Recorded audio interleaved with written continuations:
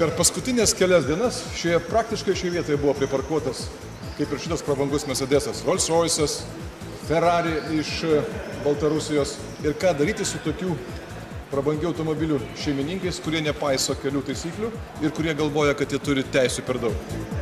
Matyt, tankas yra geriausia priemonė.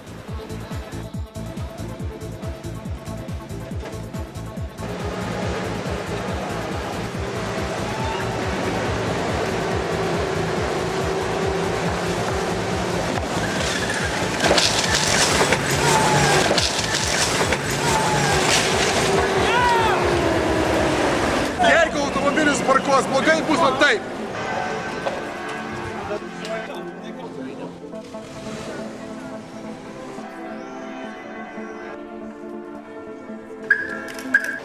Sveiki, kitą kartą laikykitės kelių taisyklių.